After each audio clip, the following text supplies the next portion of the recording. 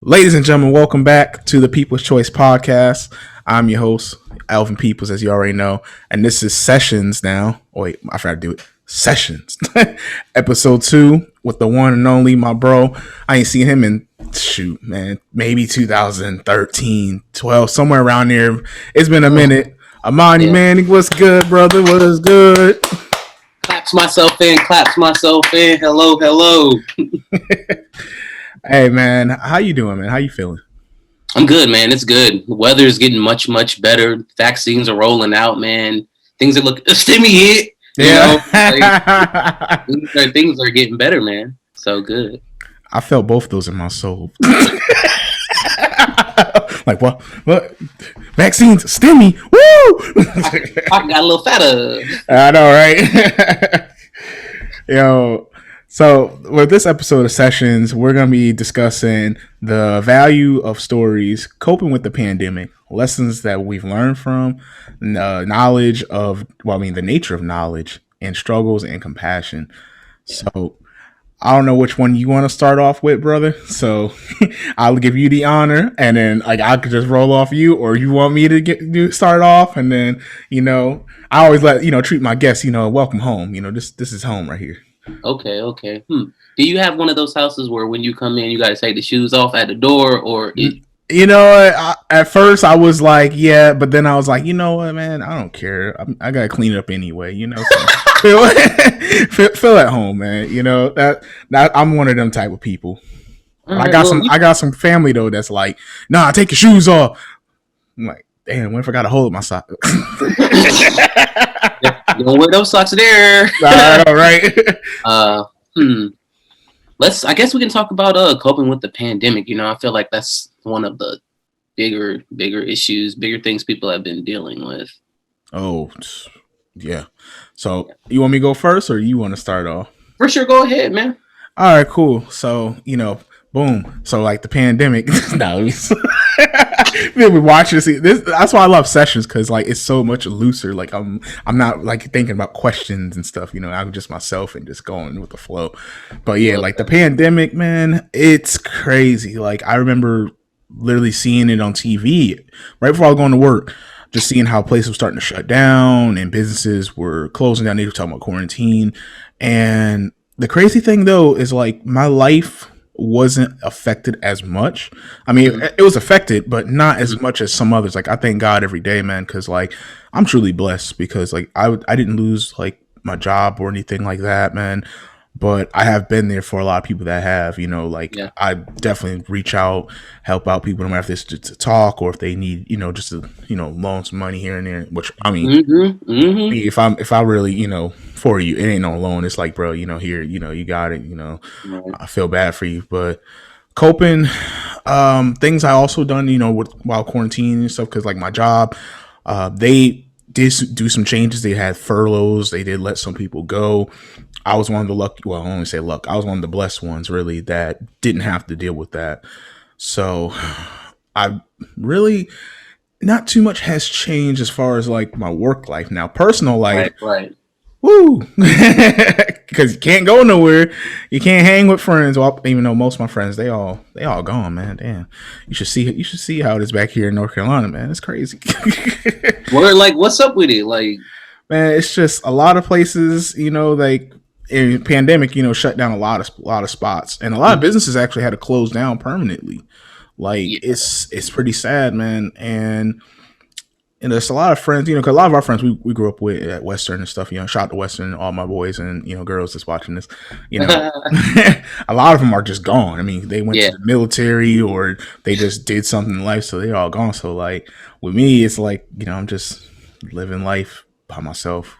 Damn, that sounds depressing, but but I'm good.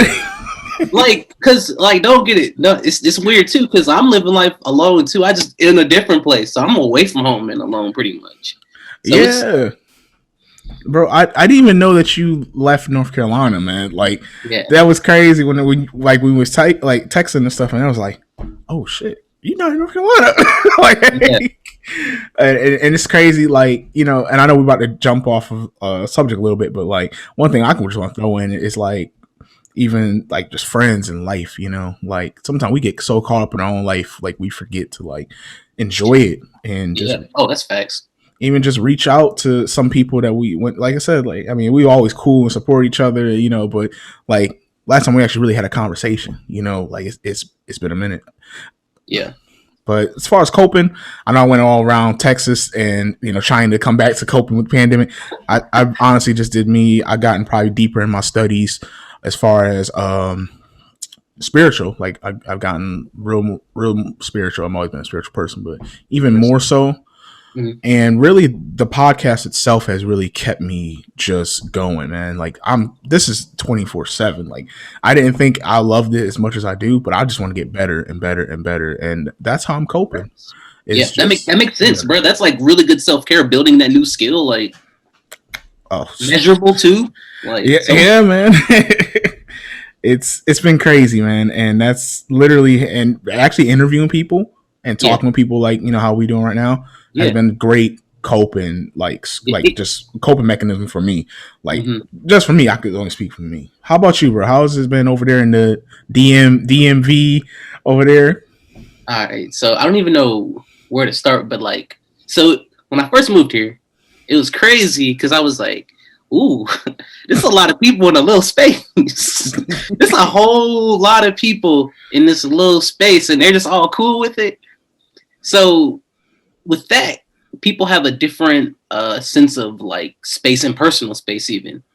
So when the pandemic hit, people was masked up before there was any mandate. People was washing their hands before. And I was just like, bro, like they're on a whole different, you know, a whole different level. And not to mention that a lot of people up here, like in the DMV area, I think like the percentage of people with like master's degrees is like the highest in the country. So you have a bunch of like highly educated people, and it's just a bunch of people. So it really just blew my mind to like watch, you know, the pandemic happen like here in the DMV area, and then like to communicate with my friends, you know, when I could, and how it was happening and like what was happening in like North Carolina. So that like first thing blew my mind. Just to watch the difference, like watching like a story, you know, but through two different like lenses. Crazy.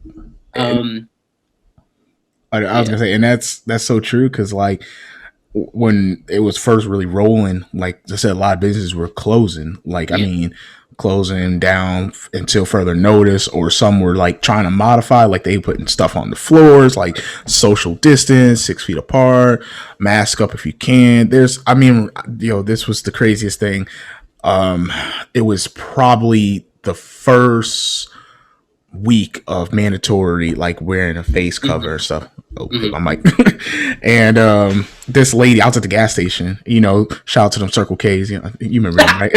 You know. So I was getting some coffee, and this lady was crying, bro, like in tears, like touching every, like getting the straw, like a stir, getting her cup, crying, wiping it down, wiping down the area, getting creamers, crying, wiping down, making sure throwing. And she's like, I can't live like this. And I said, oh my goodness. Well, damn it, I ain't either. Like, oh God, yo, it's serious. Don't be wrong, but like that blew me away, and that's when I knew, like, right then and there, I don't know if the world will ever go back to normal. I don't. Normal changed. I don't even know what normal is anymore. Normal is completely different, and that's something we're gonna have to deal with in the future. Right now, like I'm just taking it day by day, and that's like one of the things that I've like learned to do is like in the position I'm in now, I've really just slowed down. Like that's what COVID has made me do. Like coming out of school, trying to get a job in the COVID market, absolutely nuts. Not a fun time, not a great place to be, but we take it. I learned you just got to take it as it comes, take it day by day. And every day you take a little step. You get your data, you know, like you were saying with your podcast, like you get your reps up with your every day, bro. It's just another rep. You just got to put out your energy, man, and try to make something out of it. But like, it's just life was just going so fast, you know. Mm-hmm. And then the pandemic was just like red light, stop, everybody stop, everybody stop. And like even here, like businesses literally like people's families have owned this property for years. Done. Yeah, It's done. Gone. That's the heartbreaking thing too. And like even like back home here, like some places that we know, like family owned, that are gone and not coming back. Even places that aren't family owned or were pretty big deals to us back in the day. Like I don't know if you remember in Spring Lake, like CC's Pizza, that was the spot for everybody to go to buffet. That's gone, closed, not coming back ever.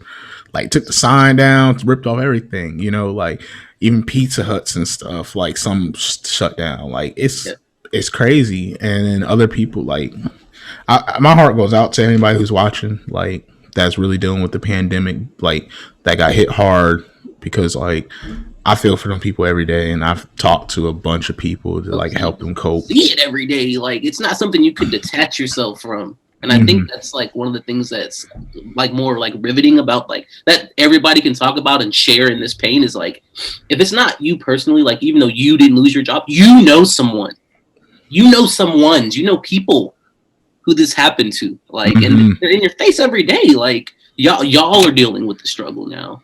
Mm-hmm. So it's like, I guess a good thing is the sense of community, that struggle kind of brings people together. Ugly struggle, but like struggle's progress at the end of the day. So yeah. And what keeps me just going to is like just my faith in God, where I'm like, what, God, I read somewhere in the Bible, I can't remember, so please don't kill me, guys. But it was like, when God wants you to be still, you would be still. The world had to be still. You know what I'm saying? Like this pandemic really like forced us to be still. And it's crazy. And like coping, like is there anything that you particularly done to like really help you? Because I mean, like you said, you're fresh out trying to live life, get a job in this COVID market. Freeze tag. Yeah, so definitely I was just powering through life, and then everybody was like stop, and I was like, the analysis came, like what am I doing, how is like what kind of health am I in, like because when 500,000 people die, it really makes me become really introspective about my personal health. Like, what am I doing? What steps am I? And all this to say, man, it made me like start working out again. It made me start thinking more consciously about it made me like start cooking more. And like I learned, I really love to cook. Like it's a really fun time for me. Like I'll be in there like Salt Bay just. We'll talk well, about I've been there with you. Like, hey, I'll finesse a little food every now and then, a little something. Like y'all know he cooking a mean steak out here. I'm gonna tell you, I'll be an internal thermometer in there. You know what I'm saying? I cook what? That's what I'm talking about, and I'm glad, like that we can sit there and take this negative that the world has been affected with and turn into some positive. Like me, it really helped push me to do this podcast, and it helped push you to think about like your health, like because as we're going in the fast lane when life was normal, we weren't thinking about things that we eat in or working out regularly. We're just like we're in our 20s, like right, what am I writing about? Yeah. Like I ain't caring about what shoot. I'm gonna eat that Doritos. I'm gonna eat like a big old like buffet, and then I might go work out on a Saturday if I feel like it. You know what I'm saying? If I even wake up on Saturday, like, bro. But that's like, God was like, be still, and He was like, pay attention, and I was like, you know what, you right. Oh yeah, there was no arguing. You know what? You got a point. Yeah. And it's crazy, bro. Like during this whole pandemic, it's like I felt like I found my calling in life. Like I think, like, and I hate to say podcasting because I mean it could be to some people a small little window, but to me, it's like this is gonna open up many doors. Like I'm learning like how to communicate better, and like I think I went through life just in the fasting. Like I'm working, just trying to help provide for my family, right, for me, and I'm not thinking too much about like, hey, what do I really want to do? Because sometimes, man, we go to school, we'll go to college, and we'll graduate and still not truly know what we want to do. But when you're stuck, Hey, it is okay, bro. It is okay No, it because is. It absolutely is.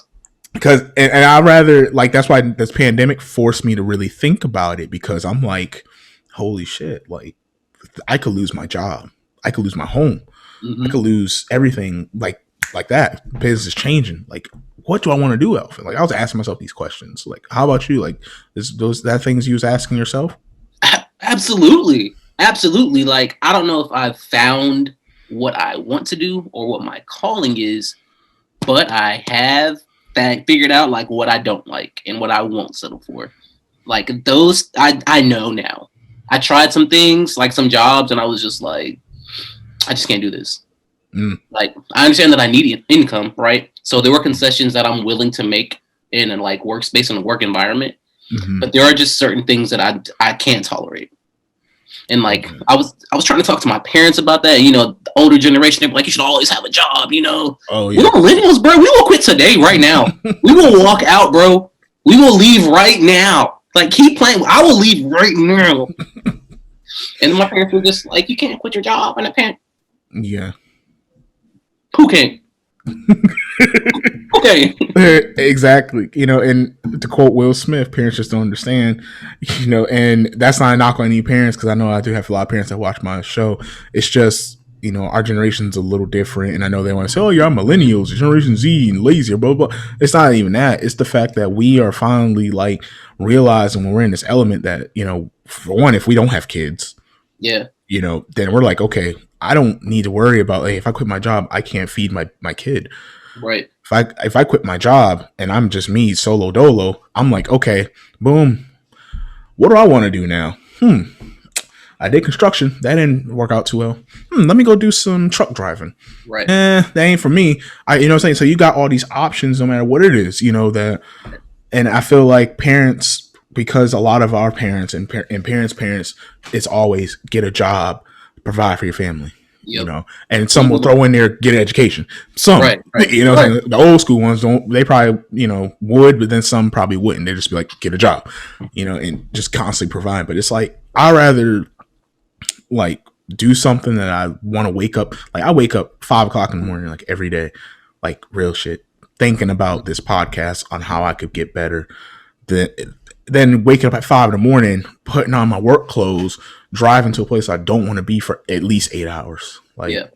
And that's like something you commit to every day. Like, you're spending, and that's what's so crazy, like, about our lives. Like, and this is why we have to be in spaces that are healthy and happy for us. Cause we went from going to school, for like 8 hours a day to like going to, like, why are we always in one place for 8 hours a day? Like, thank you. why? With like a, what do you get, like a 30-minute lunch and 2 15s? Like, Shit, I get 115, a 10, and a 30. like, bruh. And that is, damn, I never thought of it like that. Like, but I was just talking to James, like, literally before all this, like, this podcast started. And so if you've seen it, James, shout out to you, bro. We were just saying, because he was like, he posted this meme of, you remember the Grim Adventures of Billy and Mandy? Yeah. So it was a picture of Grim, and he had his face, and he's like creeped out. And then, like, in the caption of it, it's like, when you realize 30 is creeping up on you. And I commented, I was like, that's so true. Because when we think about it, man, in 5 years, for some of us, or 6 years, whatever, we'll be 30. And it's like, I remember middle school like it was yesterday. What the, you know what I'm saying? But then he joked around, was like, it's crazy. I can't remember stuff that happened 15 minutes ago, but I do remember middle school, which you have. Middle school, high school, and stuff. It's crazy. Yeah. But like, it's just so much of that. The time goes to that one place. Like, that's where our time is going. Amen. And bro, like, I'm glad you're thinking that way, because that just goes to show you, like, you're already like planting seeds in your mind. Like, okay, I don't want to do the norm of 8 hours a day, which, don't get me wrong, my peeps, there's nothing wrong with that. No, yeah, absolutely. I'm doing it right now as we speak, until this takes off. I mean, that's what it is. Yeah, but at least in our mind, we're like, we don't want to do this forever. Like, I want to be like one of them entrepreneurs that literally that probably works like what they consider work for about 4 hours, and then have 20 hours to do whatever they want. And if that's, doing new business adventures or whatever, spend time with the family. I feel you on that, brother. Yeah, we gotta. I mean, it's gonna be up to us here soon. Like you said, we pulling up on 30. The power finna shift. Right, we pulling up on 30. We pulling up on 40. Power. It's gonna be in our hands in a second here, man. Like I get like the formal power, like the politicians are all old as I don't know what, but at the grassroots level, bro, in your community, the leaders they're around our age, bro. Like it's really about to be our time to make the decision. Like, are we gonna keep the status quo? Or are we going to take that to the next level so that people that come like after us don't have to do what we're doing right now? We don't have to try to figure out, why do we have to go here 8 hours? They'll just be like, oh, remember when we used to? When y'all used to do that? Y'all were so crazy. That's dope that you brought that up, because this was actually probably a good time to go into the nature of knowledge itself. Like, the nature of knowledge itself for me is basically just knowing, so you're not settling and you're not getting taken advantage of. Like, I'll tell you a little story. Story time. Hey. So, the knowledge of knowing. See, when I was 20, I was young and dumb. Well, I mean, I'm still young and dumb, but anyway, I'm not as dumb. So, how about this? I was stupid back then. So, long story short, I didn't know much about cars like that. All I knew was that, I want a car. I want to go see people. All my friends got cars. I want one. I didn't know nothing about cars, about how to drive them, how to put gas in it. So I brought this car for $1,000, which back in the day, I didn't have a really good job, so $1,000 was a lot of money to me. I had to save up. So. Yeah. But I thought I was getting a good deal, because the lady, and shout out to you, because I know she's gonna watch this. Love you, boo. But we're really cool now, because I don't think she even knew too much about cars. When she sold me the car, she was telling me that it only needed to get the brake light fixed, and that it needed an alignment. And I'm like, all right, I don't know too much about alignments, but I think those are pretty easy. And she provided me with the place, and she was like, oh, my dad put the light bulb in for you, yeah, blah, blah. So I'm like, oh, this is great, blah, blah, yeah. So I'm hyped. I get the car. We get, exchange the money, get it notarized. Yeah, this is my car, finally. Woo, woo, driving. I pull up to my cousin, and I'm like, yo, cuz, I got a car, man. This is awesome. My first car, blah, blah. He's like, yo, what's up, man? He lift up the hood. He said, cuz. I said, oh, no, what's wrong? Bro, and then he said, let me drive this for you real quick. Let me just see what's going on. He driving, steering wheel vibrating hard and stuff. And then he's like, bro, your check engine light is on. I was like, what's that? He's like, that right there. Yeah, so I don't even know what that was. And he said, all right, let me go get my tools real quick. We on diagnostic. He said, why didn't you get me? Why didn't you tell me you was going to do this? He's like, man, I just wanted to be a surprise. He diagnosed it, man. It needed camshaft sensor, crankshaft sensor. I needed alignment. I needed freaking fuel pump. I needed a whole new car. Yeah, like I needed so much, and it was so much more. And I was like, well, damn. Long story short, I didn't even ride long to get my first oil change, and I was back to walking within like 3 months. So the knowledge the nature of knowledge itself is big on me, because oh my goodness, that's one of probably 10,000 stories that I could share on knowledge. But that's one of the big ones that jumped in my head. What about you, bro? Oh my goodness. Oh man, that's a rough one. That's a rough lesson.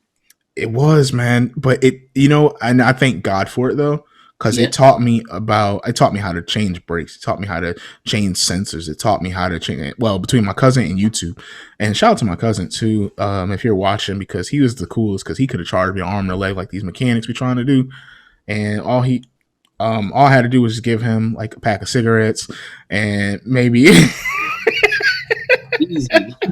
and maybe like $20, and he was hooking me up.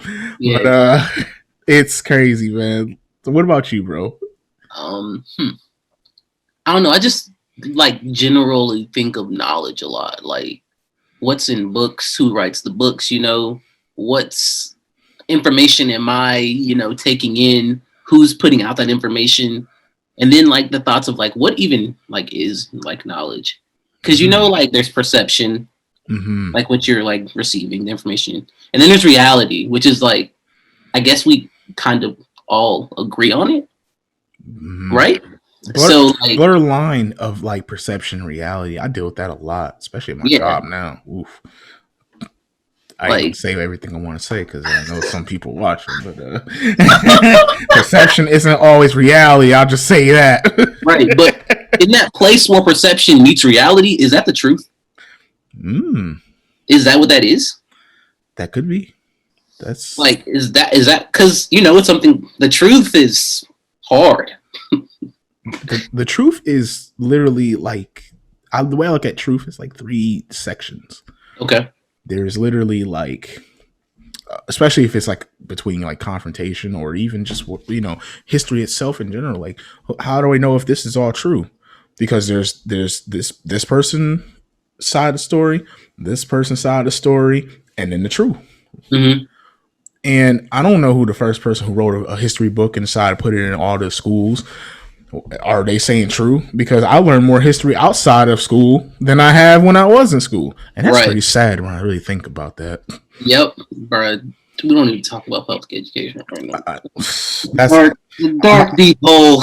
I'm going to have a teacher on the guest and we'll discuss that. Because, like, you know what's really bugging me, man? You know Juneteenth, right? You know, like, tell me why. Like, I feel so dumb because, like, when I was in school, I don't remember them talking about Juneteenth. Why would they? Why would they talk about Black liberation in school? I know, but damn it, man. Because when I had to get smartened up about it, because I was out of school, like just graduated, and I was at my job, and this lady walked in. I was working at Hardee's at the time too. She had a Happy Juneteenth shirt on, you know, the black fist and stuff. And I was like, "Oh, that's dope. What is Juneteenth? What is that?" She said, "Are you stupid or are you dumb?" I said, "Ma'am, I ain't neither one of them." You know, like, I said, stand up, you know. You got big. For real, like, I ain't neither one of them. She was like, "So you must have just graduated high school or something, right?" And I was like, "Yeah, actually, I graduated like literally a week ago." She was like, "All right, let me break it down to you with Juneteenth." And she explained it to me. And I'm like, "Damn, why didn't they teach this in school?" She's like, "They barely teach us anything that we really need to know." And I'm like, "You're right." Why am I surprised? It's like the same reason that Juneteenth even even exists as a reason they don't teach us. It's they're withholding knowledge, bro. Like they're withholding the truth. Like people have been free. Why did it take years? Why did it take what? Wait a minute.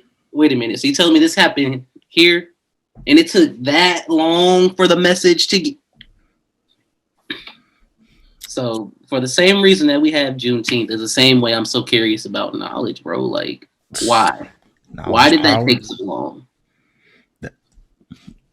Because knowledge, when you can keep someone dumb, you can take advantage of them. I was dumb as fuck when it came to that car. Oh, excuse my language, man. I ain't gonna get it out now. Oh well, maybe I edit that out. Nah, keep it raw. Forget it. So I was stupid when it came to that decision of getting. Then I had my bad. Are you good? I thought it was my fault. I was like, I know I put this. I thought I put that on vibrate, but I was dumb when it came to that car. And I was even dumber sometimes with these mechanics. Like, they love to take advantage of young kids. Like this, I don't want to go into this story. I'll leave that to you for your story. I got stories, bro. But that's not knowledge is power, and they would love to hold knowledge from people to keep them dumb because they could take advantage of them. Yes.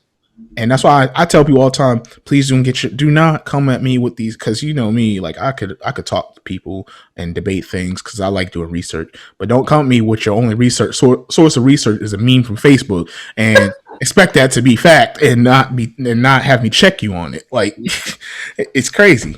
What about you, bro? I think it's actually kind of crazy, like, that we're consuming so much misinformation, like, especially apparent, like with the last election cycle and the ones where that, like, oh my God, just so much. It's just like obviously not like the truth, like obviously not. and people would just be like, "This is law. I know this is true because he said it." Yep. Bro, like just step to the left for a second and think. Like, just literally think about this. It doesn't make sense, bro. Like, it literally doesn't make sense. But because this person that you trust said it, sicko.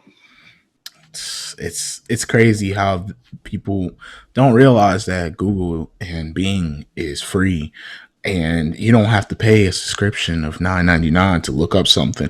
You don't have to take someone's word for something as fact.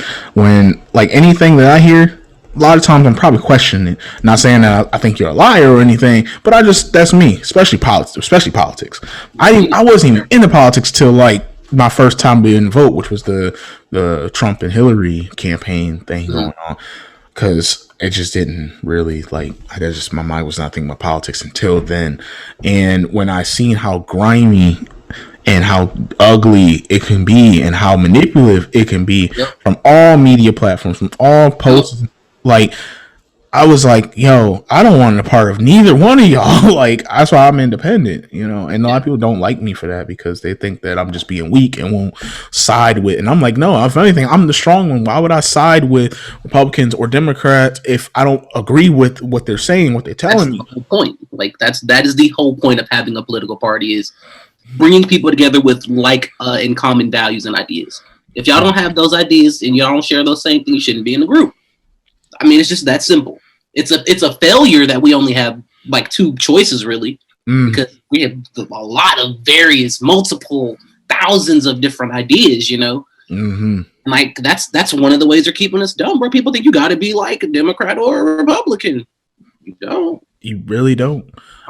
And I think now that, like, we're living in this age where people are starting to, well, not all, because some just people want to ignore the truth, but like some people like me and you and many others, you know, shout out to my boy Kaylin, you know, we some woke people, you know, like we like, you know what? No, like, we're not going to accept this because, you know, this is what you say. I'm going to do some research and I'm going to check you on it, you know. And one thing that Denzel said that I love was that, you know, if you read the newspaper, I know this is probably dating himself. He said newspaper, nobody read newspapers, but he said if you read the newspaper, you're misinformed. But if you don't read the newspaper, you're uninformed. Yeah, that makes sense. And there's a line. You don't want to be uninformed, and I mean, you don't want to be misinformed either. But that's what's so crazy to me too, is like, so many people our age. I'm not saying you need to watch the news, but you need to watch the news, bro. You gotta know what's going on in the world. You have to. You live here. You got to take care of you first. Like, you have to know what's going on. The convenience thing, it's over, bro. There is not going to be a big announcement. If there's a big formal announcement, like, meant for everybody, it's a lie. Honestly, it's just a lie. Like, it's hard to generalize things accurately. And the crazy thing too, bro, about that is, like, when you get the knowledge, or not knowledge, the information, I should say, you gotta have in your mind or use your brain as that dang filter to realize what is true and what is not.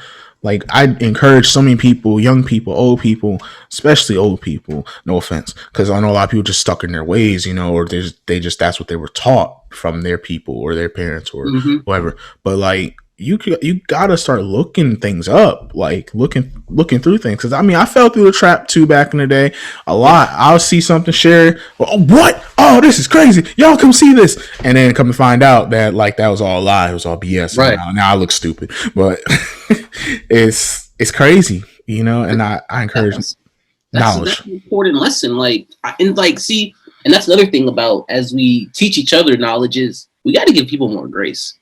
Like, you can't just be telling people they're stupid because they don't know.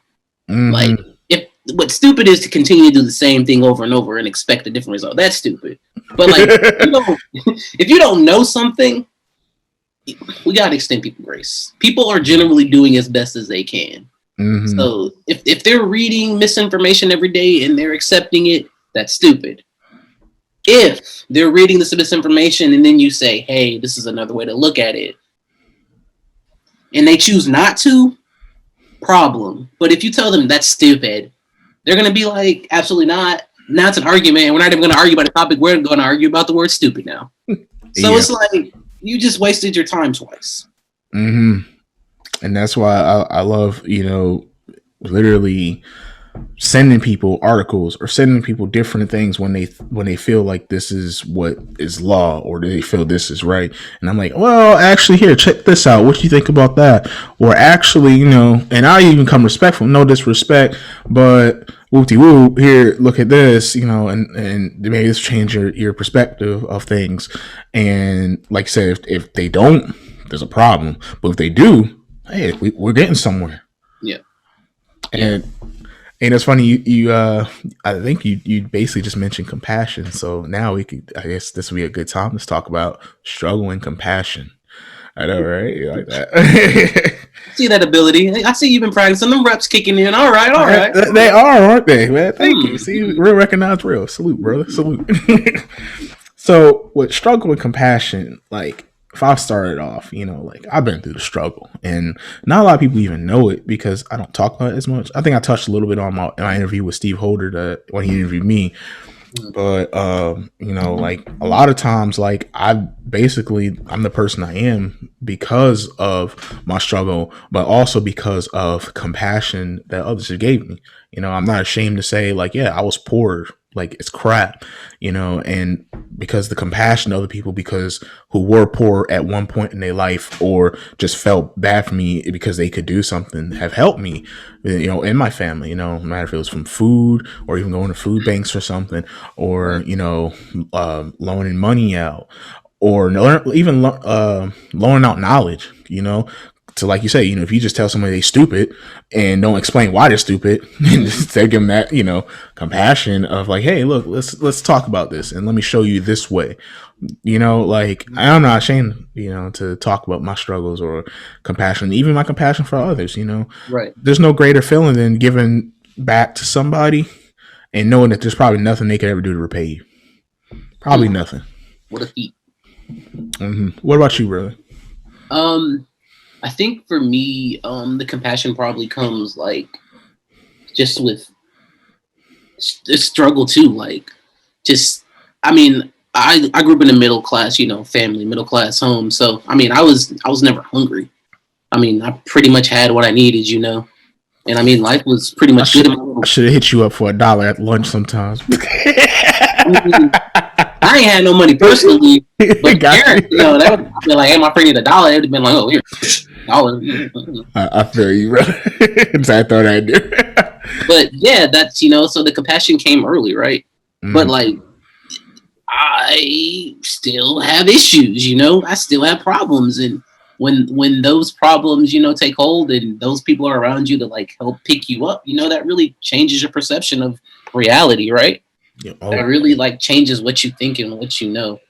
But what I was thinking about compassion, I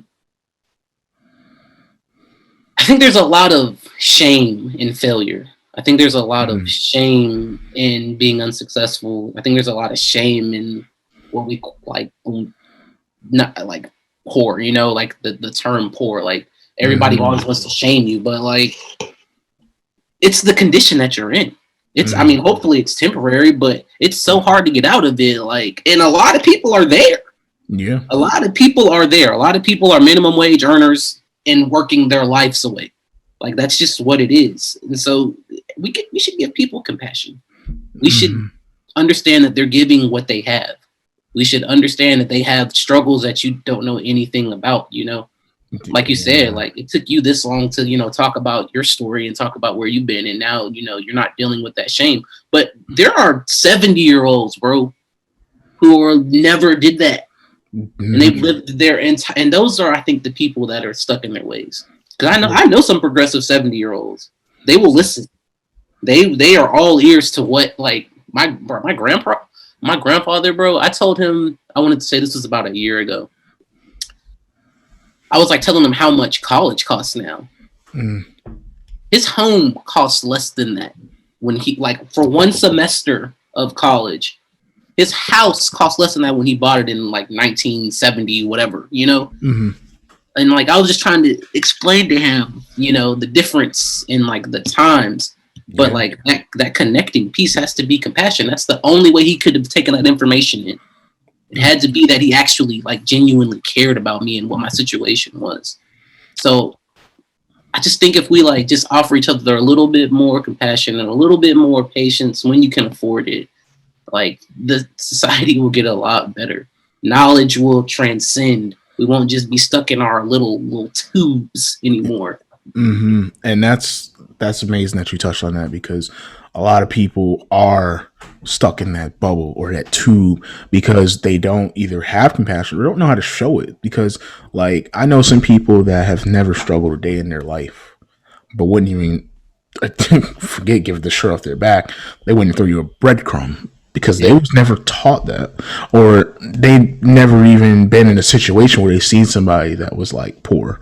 You know, Right. like me, I'm the most successful I've ever been in my life right now, which I'm extremely blessed for. But yeah, I mean, you're speaking to a guy who was homeless multiple times. Yeah. You know, went to bed hungry plenty of times. Didn't even have a bed, you know, for years. You know, like I was at the bottom of the bottom, and I know it's probably hard for a lot of people to believe because I guess I just hit it better. But Mm-hmm. you know, I went through that, and that's why compassion. I always would say, even when I was a young kid, was that man. And even to this day, like I'm like when I become rich and successful, I always felt in my head I will be. Don't know doing what, but I was like when I become rich and successful, yeah, all right, just being me, right?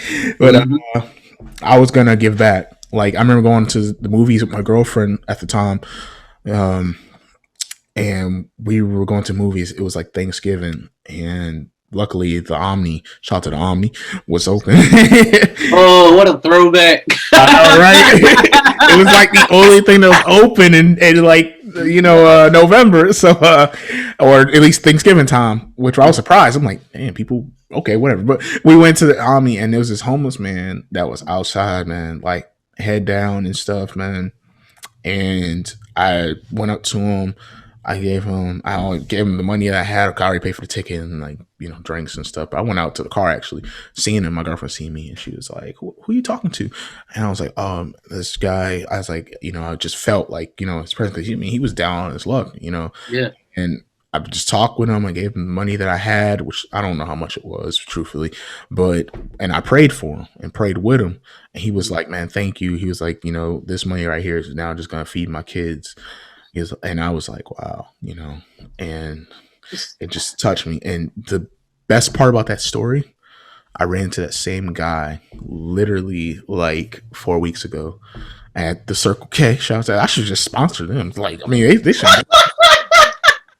And You're writing a letter to the CEO after this. For real, right? And he seen me and was like, hey, excuse me, sir. And I'm pumping, gas and stuff. And I'm like, oh, yeah, hey, how you doing? He was like, hey, I just want to say, I don't know if you remember me, but you gave me whoop-de-whoop. I forget how much money it was. I don't know. But he's like, you gave me, some money before at the Omni around Thanksgiving time, and that really helped feed my family.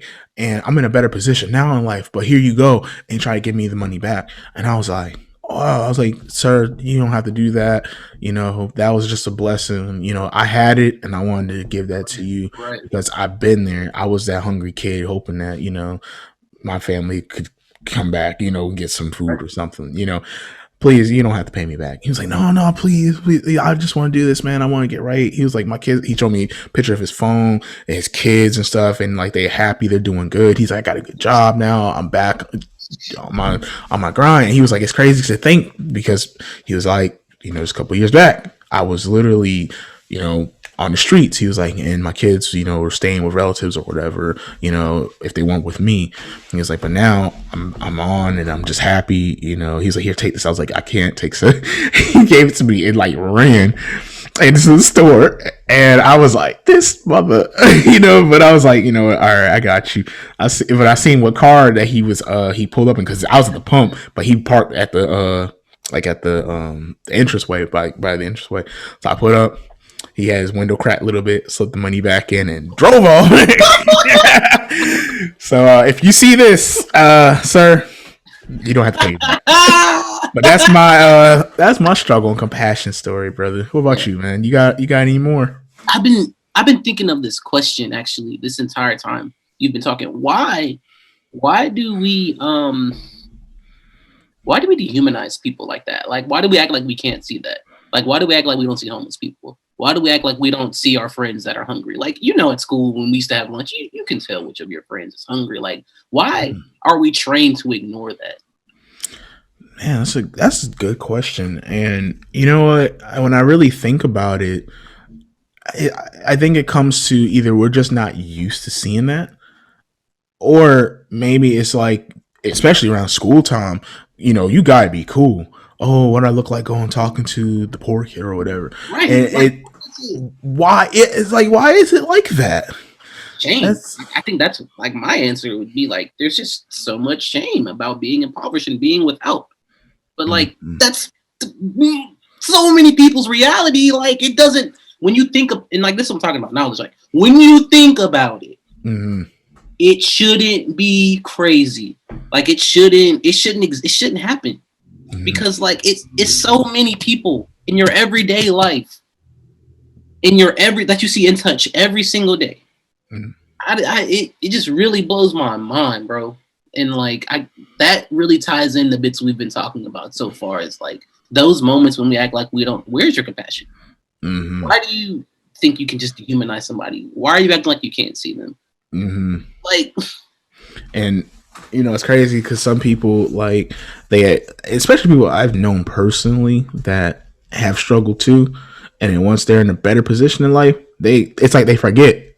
And they don't have compassion because, like, well, I found the way out. Why can't they? And it's like bootstraps. Yeah, it's like, wait a minute, like, your situation, your life is different. You don't know what circumstances this person had, or this has, like, people kill me with that. Oh, we all have choices in life. And it's like, yes, we do, but there's some people that's dealt with a bad hand that had no choice, and they had to make the best of the situation.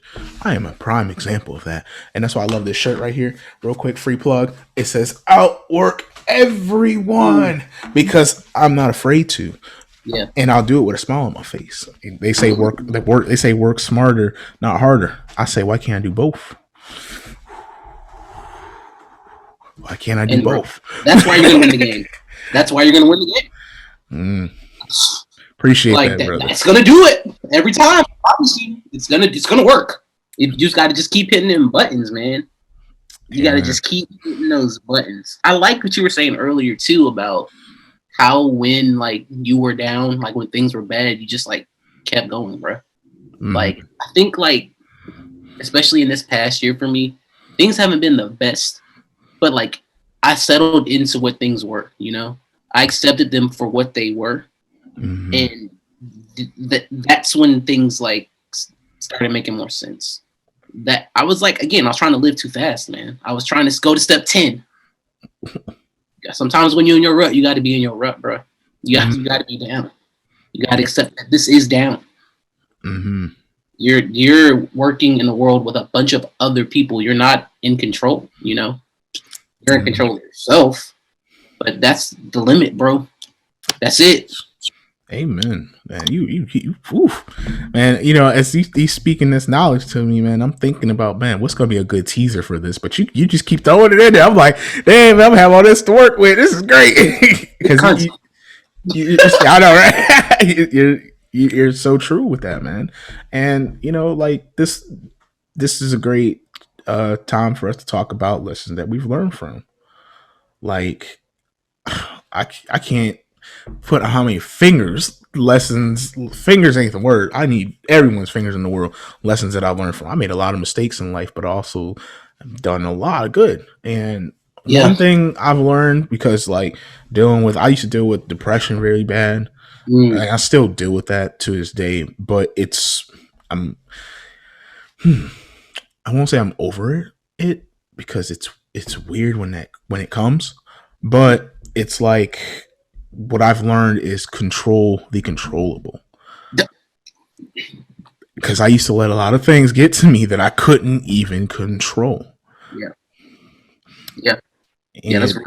That's one of the lessons I'll share with my peeps out here, is control the controllable. If you truly cannot change an outcome, don't talk about it. Don't complain about it. Don't rap. Don't even dance about it. Like, if you truly in your power that God gave you. You can't move and make things happen.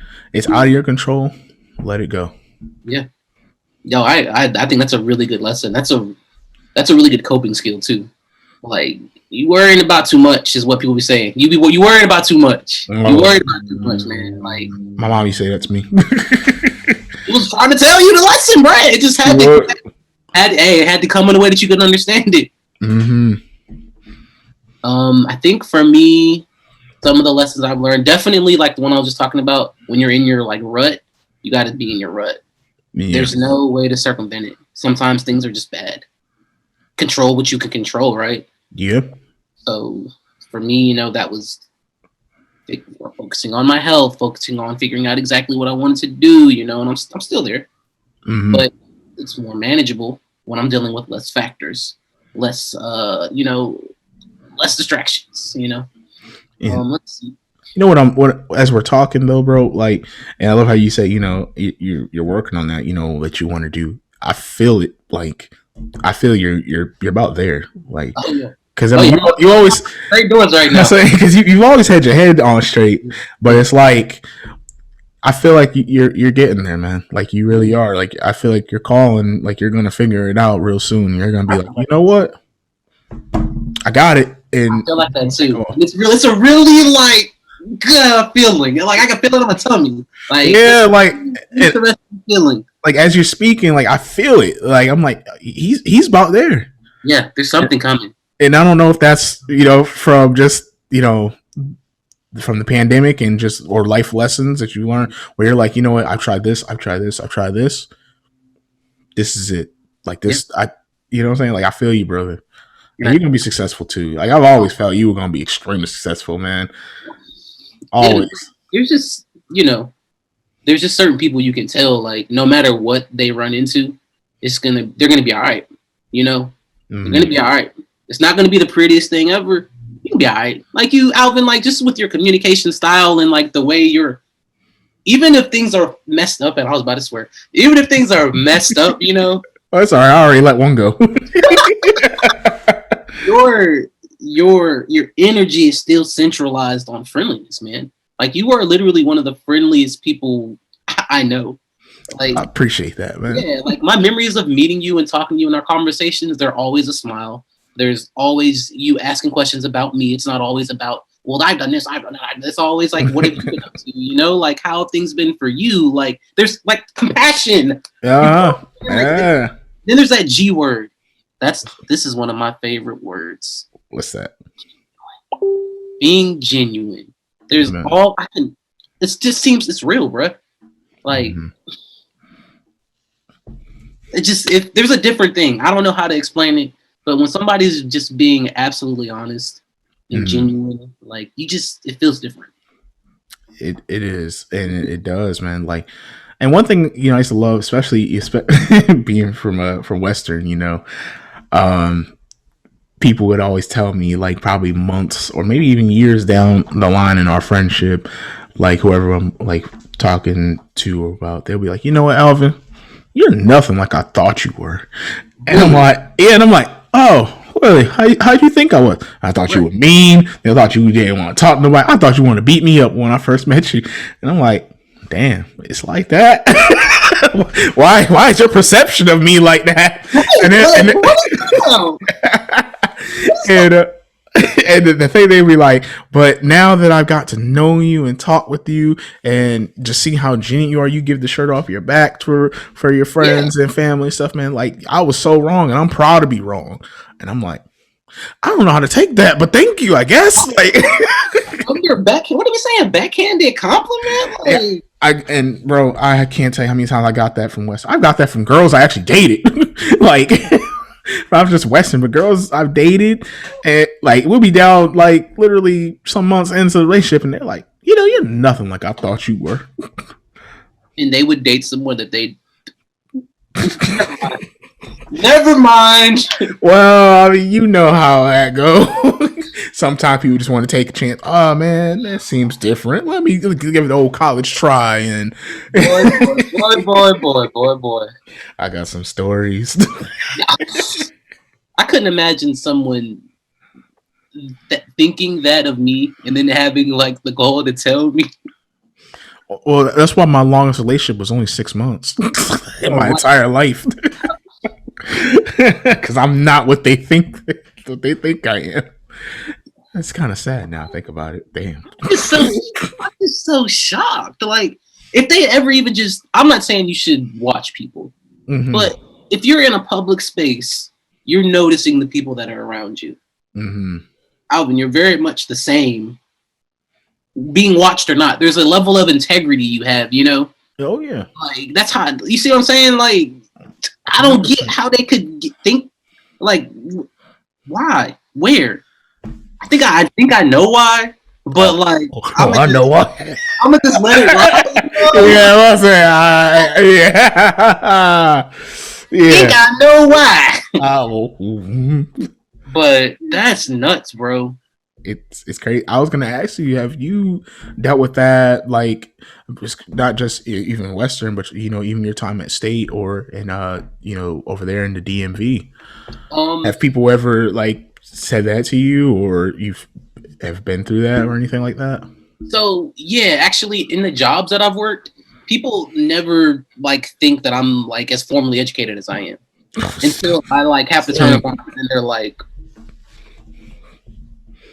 They hit you with the you can use proper sentence.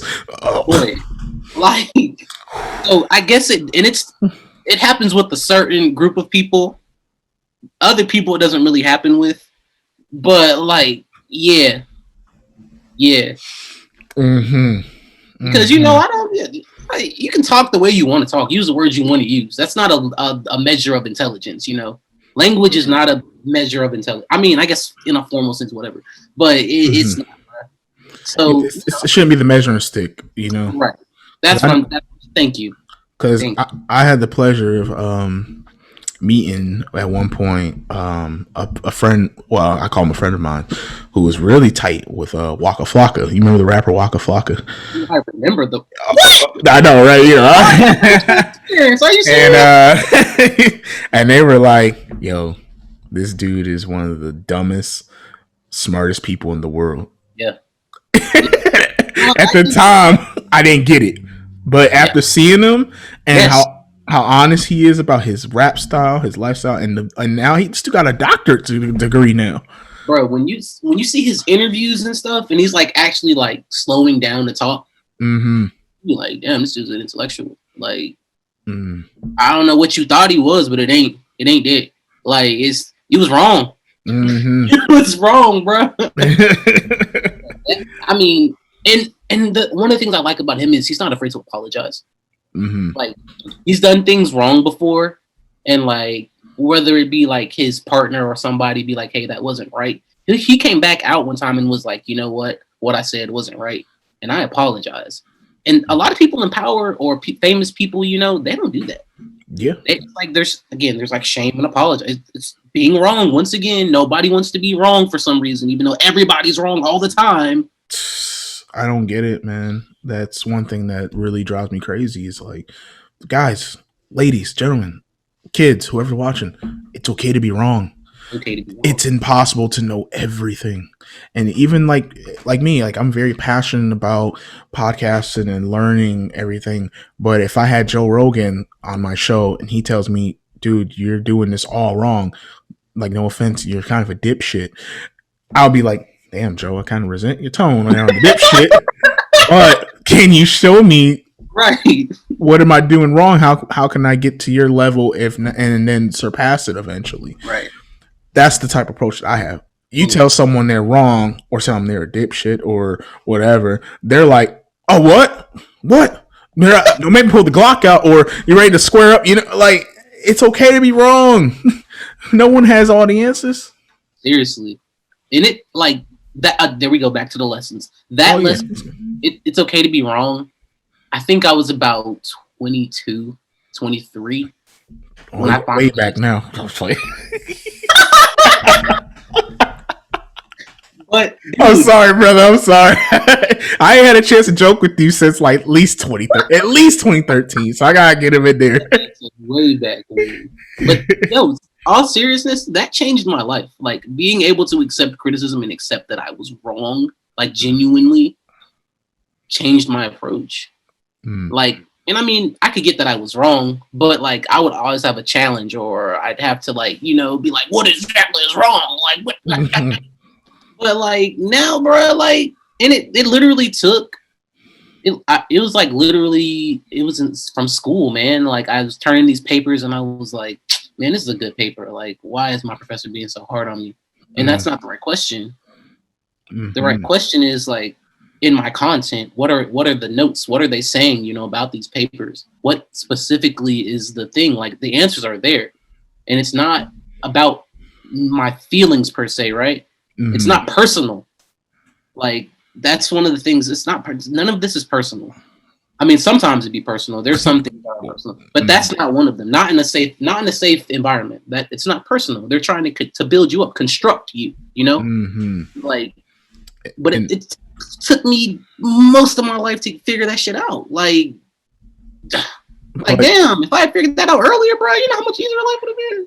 Hey, back to the lessons. That's so true, and I'm glad that you touched on that because, like, literally, I know, like, you talked about 70-year-olds and so I know people that's in their 60s, 50s, 70s that can't accept that.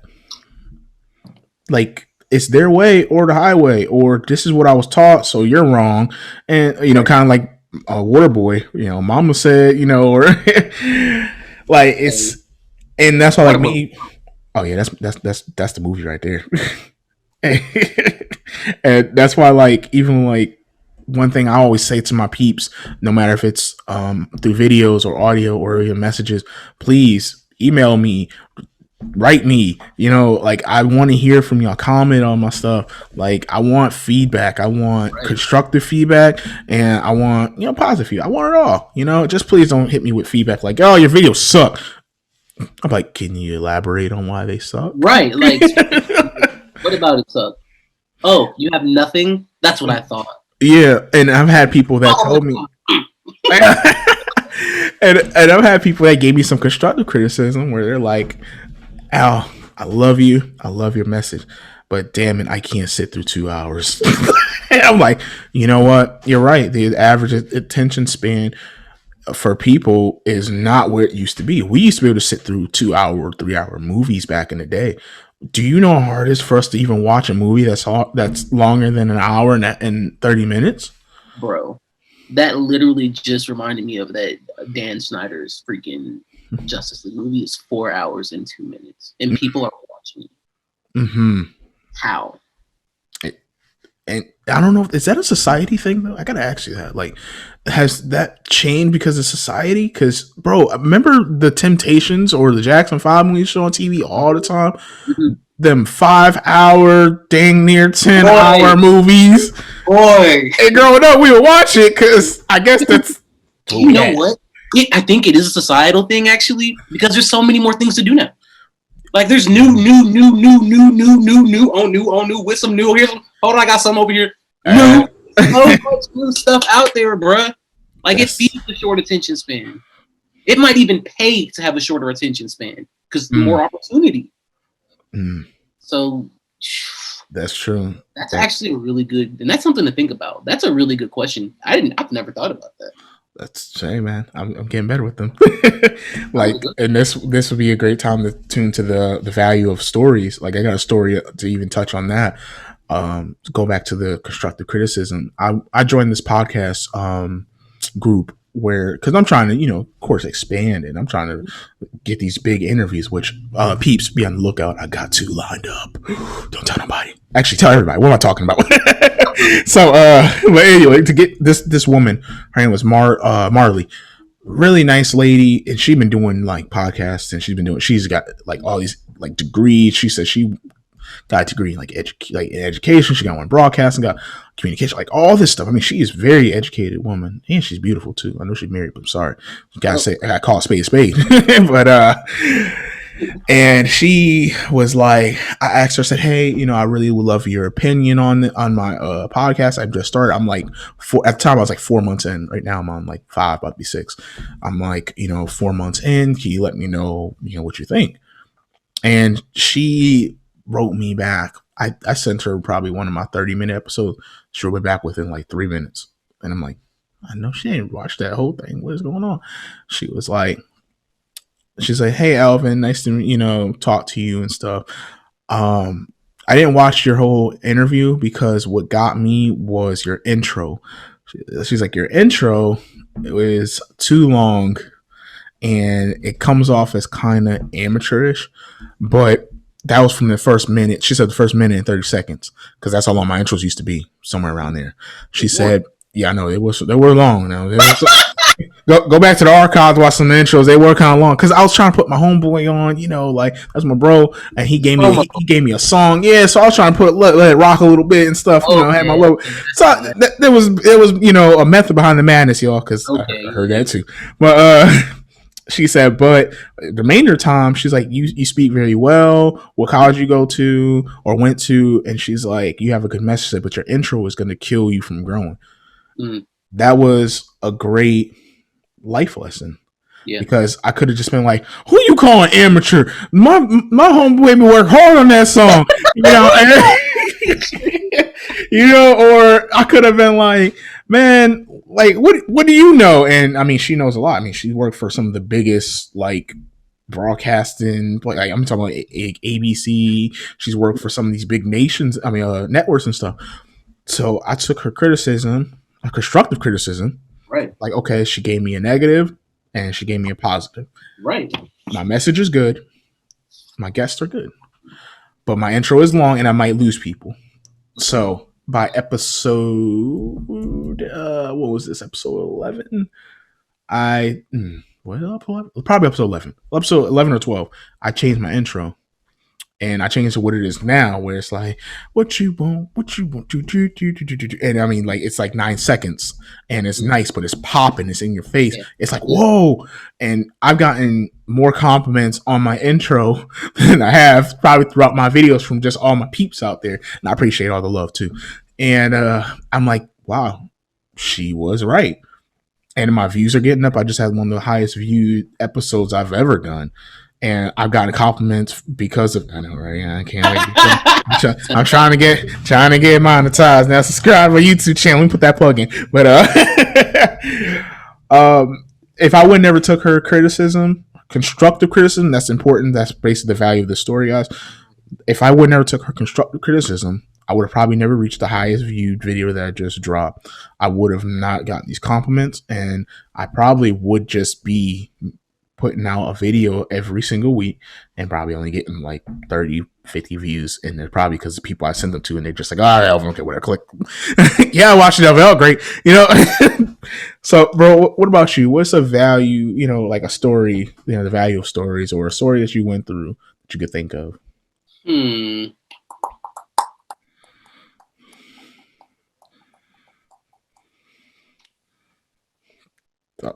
Sit down and you think and cheer and think. I ain't got nothing in the tank right now, Al. Hey. I guess there's because I guess the value story and life lessons could be like hand in hand. So if you got one, go ahead. Well, I was just thinking about one of the. I don't know if it's really like I guess it's a story because I'm reciting it. But like, just like about my learning style, learning about how I learn best. That's something that's like very valuable to me. Like learning how to, activate my thinking. Like, that little thing I just did. Yeah. It really stimulates my thought process. Like that really gets me going. So like learning little like tricks and stuff like that. Or like, in class, like when I chew gum helps me focus. Like, it's just like learning these little tricks and things, like you just learn as you go, I guess. I don't know, but that's what I contribute to that right now. That's where you go. You got it. Wow, that's pretty dope. I never thought of it because like what I do when I'm thinking of like questions or if I'm really just trying to listen and not cut off my guests, which I've been working very hard to make sure I don't do that because that's rude and I'm not a rude person. I'm a gentleman. But I take my nails and I actually take like one and the other and I kind of just play with them. Like I never thought of that until you just said. I go, and I'm thinking, well, remember that was it Akila and the Bee, that woman when she did that tapping on her leg to get her, and I'm like, wow, like man, like I hope all my peeps are out here. We're dropping some bombs right now, man. Like this is crazy. Yeah, you got to know your little tricks, man. That's the only way to get through school for me. Like, since I was a little one to a big student, like, you got to figure out what works. You got to figure out how to teach yourself and how to get yourself locked in and stay focused, how to get those wheels turning. Because if you don't, it's not going to be good. You're going to waste your money. Amen on that, man. Shoot, that's gonna be another sessions we could talk about the power of money and how to learn how to save and spend and value, bro. I'm ashamed to say how much money I've probably blown through in my life that I should have saved, and now I'm even changing my mind on saving. I'm learning to not just save but to invest. Yeah, there you go. I was about to say you want your money to always work. Keep it moving. Mm-hmm. Keep it moving. Having money that's not making money is what you got it for. Yeah.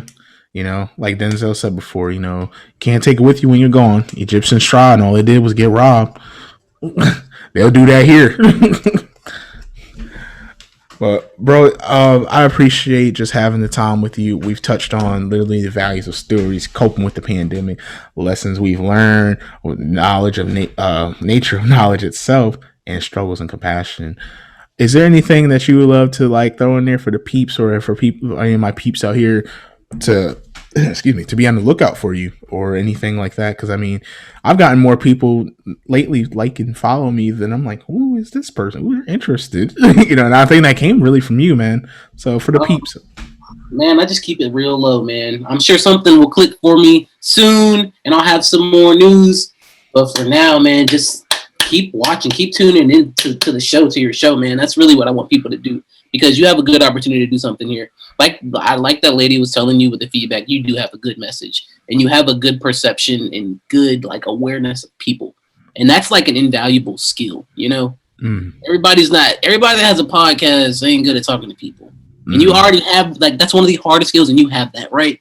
Yeah. So just keep tuning in, man. Keep coming back every week. Like, keep listening to the sessions and watching you develop, man. That's really all I got, man. Yeah. Thank you, man. And you know what? And I know this ain't my interview, but I gotta ask because you're one person I always looked up to the days we've done football, to just the way you always carried yourself. What is one quote that like you lean on that just gets you through, or a saying, or like I'm a positive person, like what motivates you, bro? What's your quote? I should say. Let me stop changing the question. What's your favorite quote, bro? Well, my grandpa and it's always like a different rendition of the same idea, and like I just feel like it's like a black person like proverb, like always like keep moving forward, even if you have to slow down. Keep moving forward, and it's just that simple. Like, it runs into so many thoughts, and like it's such a basic principle, but that is, and it's just that idea. Just to keep moving, keep the wheels turning, no matter what. You can't stop. It's not gonna work. Just slow down, but you have to keep going, and that's what I lean on. Hey, y'all heard it first, man, from my boy Amani Manning. Thank you for being on my show, bro. I appreciate you, man. And like he said, keep moving forward, y'all. Even if you fall on your face, hey, you have to be moving forward to fall on your face now, right? Hey, think about it. Ladies, please, not just ladies and gentlemen, continue to please. You reminds that now. Continue to support the show. Definitely share, like, subscribe, follow me on all platforms. Monty, thank you, brother. I can't thank you enough, man. Love everybody. Peace and blessings. And tune in for next week. Some more announcements coming up, shirts and everything. Ooh, your boy is on one, man. All right, man. Later, brother. All right.